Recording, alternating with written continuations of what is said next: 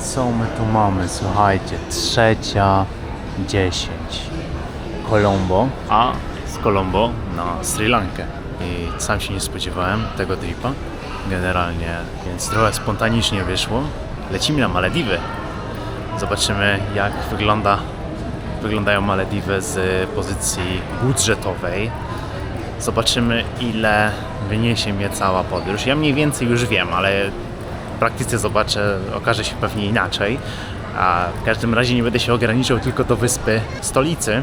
Bardziej też chciałbym na jeszcze jedną inną wyspę popłynąć, ale to zobaczycie dopiero jutro, w zasadzie dzisiaj już, więc jest trochę już późno. Powiem wam, że lot o 3:00 nie jest dobry pomysł. Jeszcze z przysiadką w Colombo, więc no co, trzeba coś zjeść, żeby na głodnego nie jeść spać w samolocie. I jestem ciekawy, czy w tym budżecie, który sobie odliczyłem, jestem w stanie normalnie, że w stanie jestem, na pewno, ale czy godnie, fajnie zobaczyć Malediwy, to się okaże. W zasadzie jestem tam na 4 dni, więc nie jest jakoś wybitnie dużo. Też wybrałem na to weekend, przez co będzie pewnie więcej się rzeczy działo. Ja też mam trochę więcej czasu. I co? No i lecimy.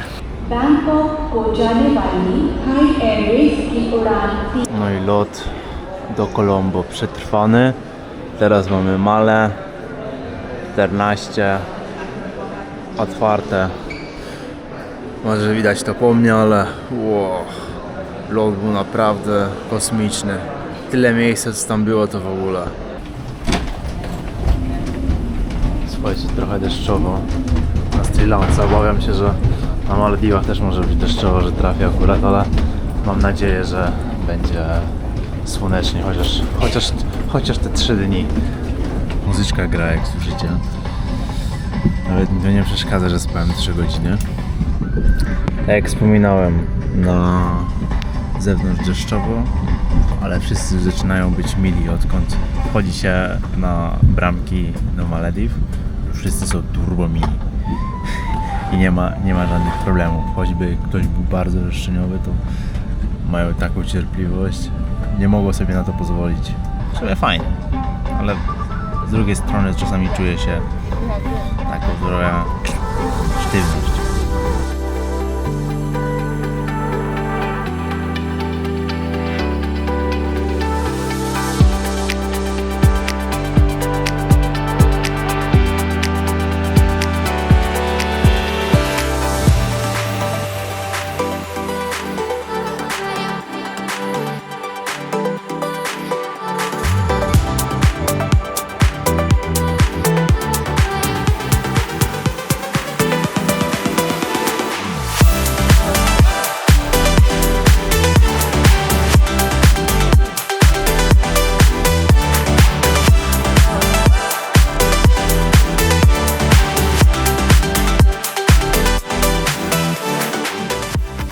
Wyszliśmy już z samolotu, no i nie jest taka zła pogoda, myślałem, że będzie gorsza, ale ogólnie to misja jest taka, żeby teraz w ogóle wyjść z lotniska, dojechać do miasta i zdobyć SIM-a. To są takie najważniejsze rzeczy na razie.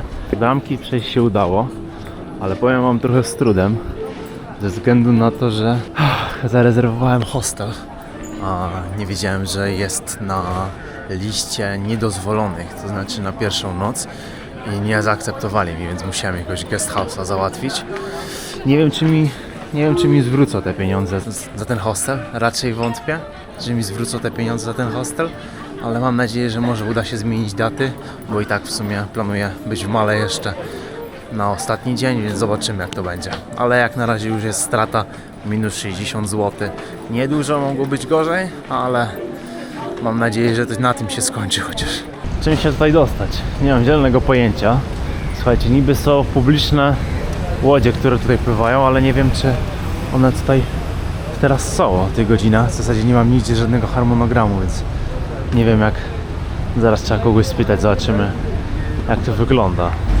Słuchajcie, zdaję sobie sprawę, że nie jestem generalnie najlepszym targetem dla Malediw, jako ja. Ze względu na to, że nie kupuję jakichś luksusowych resortów, nie zamawiam. tylko lecę budżetowo, więc jestem tym najgorszym klientem. No dobra, ogólnie to mam coś tutaj znalazłem, więc powinno być coś. Mam nadzieję, że kartę przyjmą albo chociaż dolary.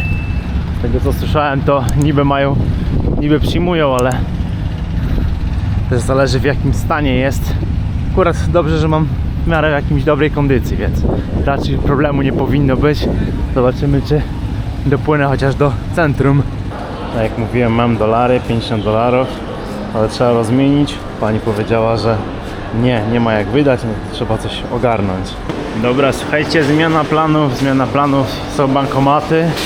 Mam nadzieję, że nie ma dużej opłaty, albo nawet i w ogóle, więc zobaczymy, czy uda mi się coś wypłacić i te dolary zostawimy w spokoju. No i świetnie, mamy mamonkę 500, nie wiem nawet jaka to jest waluta, jak się mówi, ale jest MVR 500, czyli tak na polskie około 120 zł, więc super, co można płynąć. Bo ja mam, że jestem mega zmęczony, mimo że jest poranek, ale naprawdę nie da się wyspać w tych samolotach, szczególnie tych hinduskich. Jest tak cholernie mało miejsca, no ale nie ma co narzekać. Jest piękne, Malediwy czekają, więc lecimy do centrum, już się nie mogę doczekać naprawdę. No i elegancko, bileta mamy, no i teraz czekamy. Mamy tutaj jachty, no ale my czekamy na najbiedniejszą opcję. Uważam, że najbardziej ciekawo, bo nic ciekawego, wybitnego nie ma w tych jachtach. Tylko tyle, że czasowo jest szybciej. No a tu jest no, o wiele taniej, no. No i mamy. Jest nasz szofer. Kapitan w zasadzie. Wchodzimy na pokład.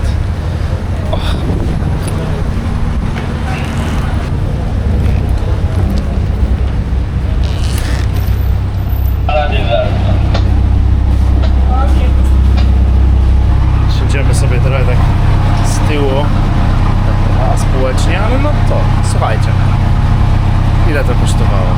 Tak naprawdę $1, 15 ich waluty za przejechanie z Huele, o ile dobrze to mówię, z Hulhulele, chyba tak, do Male, czyli do centrum, które tam widzicie, więc naprawdę nie jest źle, bo jeżeli chodzi o na przykład takie speedboaty albo jakieś jachty, no to już za takie coś dajecie $15, no to jest razy 15, no to jest już o wiele więcej. Nie jest to bardzo dużo, no ale za taką trasę to uważam, że nie jest jakoś niewybitnie niekomfortowo, nawet tu w ogóle ludzi prawie nie ma, więc uważam, że warto. Co na Malediwach to jest wiadome, ale to, że ta woda jest tak klarownie czysta i ja wiem, że to się dzieje głównie od piasku, ale tutaj nawet piasku nie ma. Tu dalej jest taka przejrzysta i zastanawiam się w jaki sposób. Czy po prostu to jest tak, nie wiem, oczyszczona, jakoś sfiltrowana, w co wątpię, ale wow, mimo że jesteśmy przy porcie, to woda dalej jest czysta.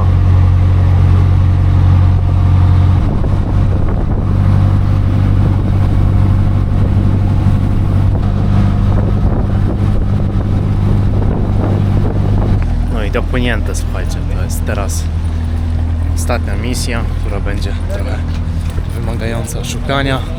To karta SIM. Mam nadzieję, że nie będzie tak wymagająca. Niestety, tak to jest, jak ktoś ma telefon tylko z kartą SIM, niestety, a nie ma karty eSIM. Czasami są takie problemy, w sumie zawsze są takie problemy, że trzeba szukać później tej karty. Mam nadzieję, że to się kiedyś zmieni. Dostałem informację, że nie mogę zmienić terminu, więc smutno, czyli jednak 60 zł na minusie już jestem, no ale lepiej z 60 niż 200 czy parę tysięcy. Każdy centymetr, może nie centymetr, ale metr kwadratowy jest zapełniony.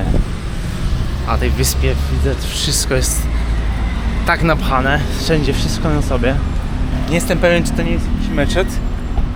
Tak wygląda, nie znam się trochę na tym. Wszystko jest, mówię, no jest tutaj, każdy metr jest dobrze rozplanowany. Chciałbym jeszcze bardzo zobaczyć i odwiedzić, jak wygląda wyspa, która się właśnie buduje. To jest dobudówka, to jest sztuczna wyspa. O, Dobra, przepraszam, dobra.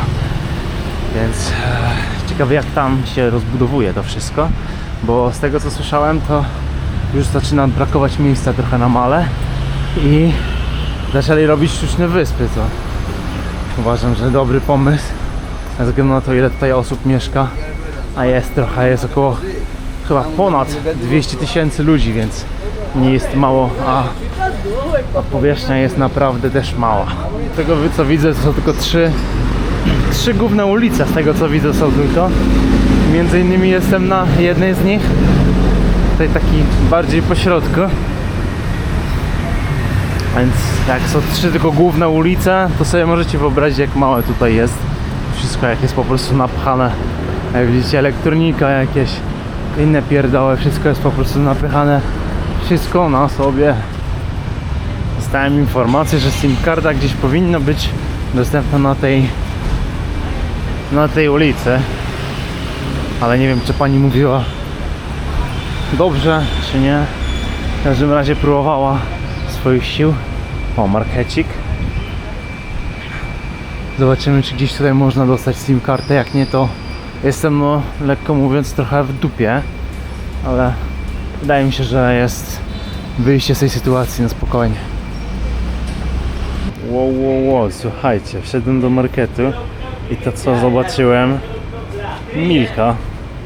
Aż jestem pod wrażeniem i naprawdę nie jest jakoś droga, chyba 50 tych ichnych, chociaż trochę jest roztopiona, ale 50 ichnych to nie jest jakoś wybitnie dużo. Jakoś $3, no dobra, może na to, że to jest import, ale aż tak zawyżona cena nie jest. Kurczę, powiem wam, nie jadłem już Milki chyba ponad rok, to ciekawe. I wiele więcej mają takich importowanych rzeczy, ale bardzo rzadko można spotkać Milkę w Azji.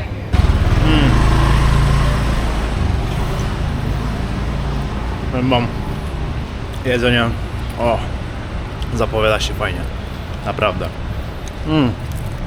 Nie chcę do was mówić i po prostu tylko jeść, ale możecie sobie poczuć co, jakie to jest niebo w gębie, generalnie. Amazing, normalnie amazing. Yeah, mówiłem, że się udało się. Zapłaciłem za SIM kartę około 6 GB na tydzień. Uważam, że wystarczająco będzie.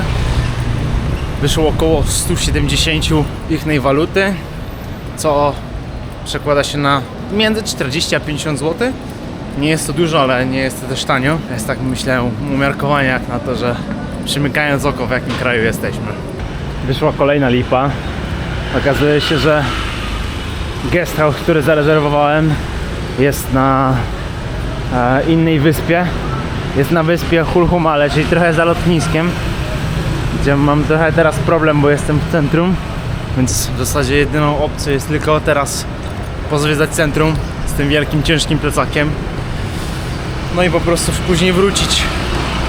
Tak, w sumie teraz jest jakoś z rana 10, więc mam czas, żeby sobie pozwiedzać, a w sumie mogę gdzieś tam plecak odstawić zawsze. I tak chyba zrobię. Wow, nie spodziewałem się, że tutaj są takie fale. Myślałem, że tutaj jest bardzo spokojnie, ale jak widzicie, są fale i to nawet bardzo duże. Takie nawet do surfingu. Widziałem parę osób z deskami do surfingu, ale nie sądziłem, że oni naprawdę będą tutaj mieli pole do popisu. Tutaj jakiś sztuczny basen zrobiony jest, bo widzę, że jest zjeżdżalnia, więc ciekawie się robi. Idę sobie teraz gdzieś posiedzieć, odpocząć trochę i zobaczymy co dalej będziemy robić. Jedynie tylko co tutaj jest, to duża aglomeracja i przepych ludzi wszędzie, szczególnie na ulicach. Zobaczcie, tak sobie idę. I tutaj chyba jakiś generalnie cmentarz jest. Taki malutki. O! Dzień dobry. A co tutaj się dzieje? Naprawdę? Nie gadaj. Co ty gadasz? Niby wyspa mała, no ale jakby nie patrzeć, boisko do nogi się mieści, mniejsze, malutkie, mniejsze, większe. Stadionu chyba nie ma, bardziej stadion to jak jest to na krykieta. Tam z tyłu możecie zobaczyć, chociaż nie wiem czy będzie widać, tam z tyłu jest. Ale no, fajnie, że chociaż to się zmieściło. Zauważyłem, że na Malediwach ludzie są bardzo wielkimi fanami piłki nożnej. Już nawet jak kupowałem SIM-kartę, to widziałem, że gościu był wielkim fanem Argentyny. Nawet sobie sam wygenerował obrazek w AI, jak on jest piłkarzem, więc ciekawe, i sobie sam powiesił. Więc to już naprawdę muszą być zakochani w piłce nożnej.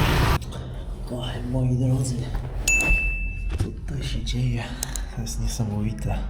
Przyszedłem właśnie, słuchajcie, do hostelu spytać się o to, co jest grane, że nie mogę zmienić tych dat. I powiedzieli mi, napisali, że nie można tego zmienić, że coś też im nie idzie, ale normalnie ogólnie daty są. To znaczy, jak wybierzecie w tych datach, to wszystko jest wolne, jest 8 miejsc wolnych. No i się teraz okazało, że można zmienić, więc super, więc 60 zł jednak jest przeniesiony na inny termin. Ogólnie z tego, co się dowiedziałem, to hostele, których w sumie nie ma tutaj dużo, bo jest ich chyba tylko 2 hostele, może 3. Nie są wybitnie lubione przez rządzących tutaj. No i nic dziwnego, bo są to bardziej wyspy po to, żeby zarabiać z turystów, którzy rzeczywiście przyjeżdżają tutaj do resortów, aniżeli dla backpackerów. No ale chociaż dobrze, że ktoś pomyślał o backpackerach, więc chociaż jest taka opcja alternatywna. To jest bardzo śmieszne, że mimo, że jest to ograniczone miejsce, to są takie właśnie małe samochodziki, jak widzicie. Takie pipi-pupu trochę. No i bardzo dużo skuterów, no. Nie ma co się dziwić w sumie. Wszystkie flagi są, ale Polski nie ma. Nawet Czechy są. Chyba, że nie widzę Polski. Albo może i słuchajcie. Nie ma Polski. To wydawało mi się. Czyli jednak nie lubią Polski. Tak myślałem. Dobra, teraz zmierzam na busa. Z tego co widziałem, to kursuje co 20 minut, więc w porządku. No i tak jak mówiłem, no, teraz muszę się cofać na 2 wyspy dalej. Chociaż wciąż jest Male. Znaczy Kulku Male, ale nie ma co narzekać, jest blisko w sumie, więc nie jest to jakiś resort wybitny z tego co widziałem, ale chociaż jest lepiej, bo nie ma całej aglomeracji, tak jak tutaj w Male. No to jesteśmy w busiku, słuchajcie, tak wygląda busik. Piętrowy co prawda. Oczywiście po lewej stronie jest wyjście. No i normalnie można kartą płacić, co jest mega wygodne, bo nie zawsze można, więc widać, że wszystko jest gotowe dla turystów. Słuchajcie, co do budżetu, to zakładam, że na cały wyjazd, łącznie z biletami lotniczymi, hostelami, jedzeniem, tak naprawdę ze wszystkim, co jest związane z Malediwami, zakładam, że budżet to będzie około 1700 zł. Zobaczymy, jak wyjdzie na koniec. Mam nadzieję, że zmieszczę się w tym budżecie. Spróbuję wszystko podliczyć i zobaczyć, ile rzeczywiście mi to wszystko wyszło. Mogę powiedzieć co do grosza w sumie, bo większość płacę online, więc i tak wiem, ile to wychodzi mniej więcej na przeliczenie. I tak, mam nadzieję, że się uda.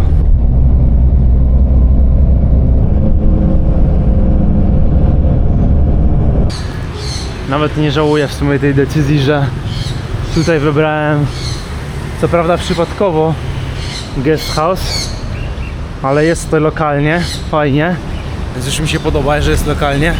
Przede wszystkim nie ma tyle ludzi i jest trochę tak więcej przestrzeni, co jest, uważam, że mega fajne.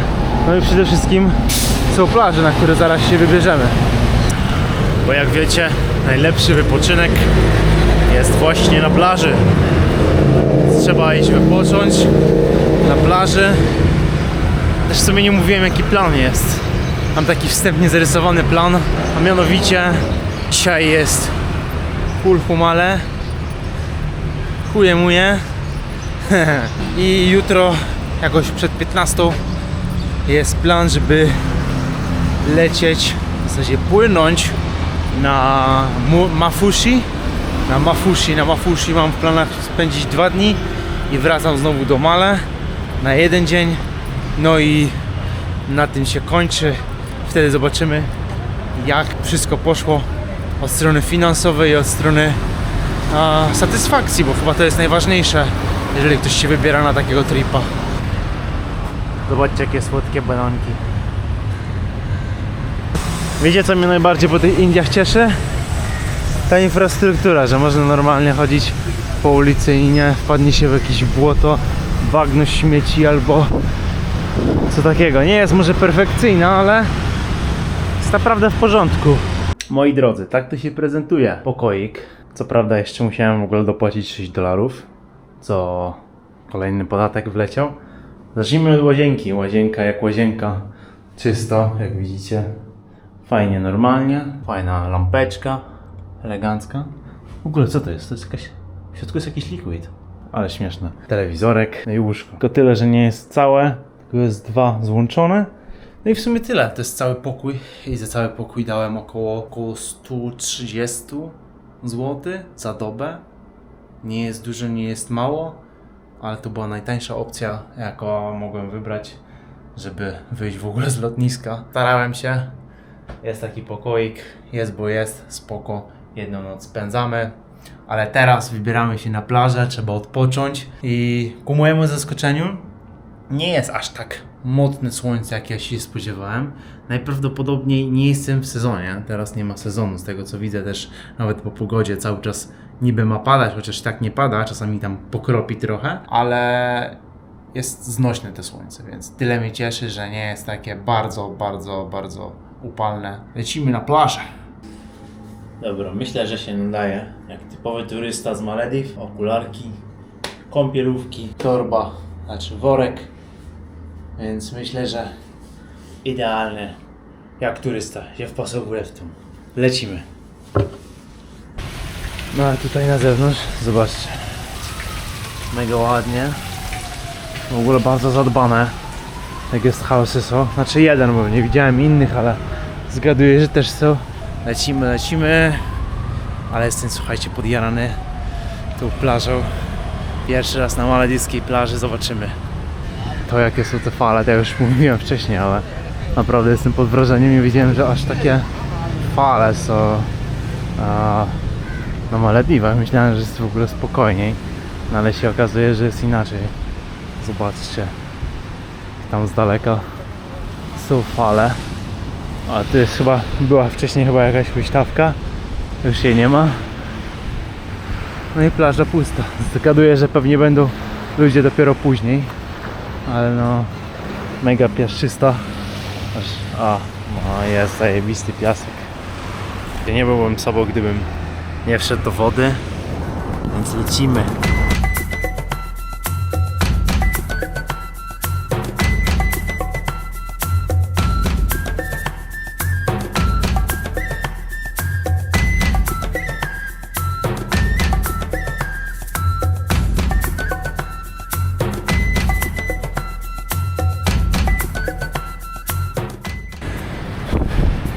Spodziewałem się, że woda jest trochę cieplejsza, chociaż tak jest w porządku. Powiem wam, że czuję się trochę dziwnie, będąc samemu tutaj bez koszulki na plaży. Jak już ktoś tutaj jest i się kąpie, to zazwyczaj ma koszulkę, ale rozumiem, że oni są innej religii, więc jest to do wybaczenia. Znaczy, mi to obojętne, ale ja się dziwnie czuję, będąc jedyny. Słuchajcie, słońce zachodzi. Mega ładnie. Bardzo pusto jest w ogóle na tej plaży, co jest ciekawe. No może teraz trochę więcej osób wychodzi, ale fajnie jest to, że nie ma przepychu w ogóle ludzi i można fajnie sobie posiedzieć. Mimo, że nie jesteście tak daleko centrum, nie jesteście na jakiejś wybitnie osobnej wyspie, otrudnionej. Chcecie fale, macie fale. W następnym odcinku wybierzemy się na inną wyspę i zobaczymy, jak wygląda życie na wyspach mniejszych niż niejedno osiedle. Nie zapomnijcie zostawić po sobie komentarza oraz łapki w górę. Na razie.